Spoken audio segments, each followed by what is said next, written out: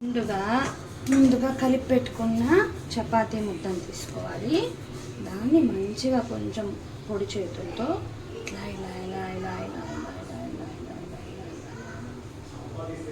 ఇలా గుంత చేసుకొని ప్రిపేర్ చేసుకున్న కోవా ముద్ద ఉంటుంది కదా, దాన్ని ఇలా పెట్టుకొని క్లోజ్ చేసుకోండి. కొంచెం కొంచెం కిందకు తోసుకుంటూ క్లోజ్ చేసుకోండి. ఇలా అంటే ఈవెన్గా పిండి అంతా చుట్టూతో స్ప్రెడ్ అవుతుంది. స్ప్రెడ్ అయ్యాక ఇప్పుడు అసలు కదా డస్టింగ్. ఈ లోపల పెనం మీద మారిపోతే అది తిప్పుకోవాలి కదా. ఇప్పుడు ఈవెన్గా జెంటిల్గా ప్రెస్ చేస్తే లోపల ఉన్న కోవా ఈవెన్గా సర్దుకుంటుంది. మీరు గట్టిగా ప్రెషర్ పెడితే పాడైపోతుంది. ఒక్కొక్కసారి ఒక్కొక్క సైడ్ ఇలా టర్న్ చేసుకోవాలి. అప్పుడే కోవా బొబ్బట్టు బాగా వస్తుంది.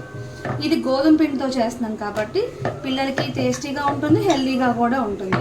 మైదా ఉంటుంది అని ఇంకా టెన్షన్ అయితే వద్దు. ఇది హ్యాపీగా ఎవరైనా ఇంట్లో చేసుకోవచ్చు. చాలా బాగుంటుంది.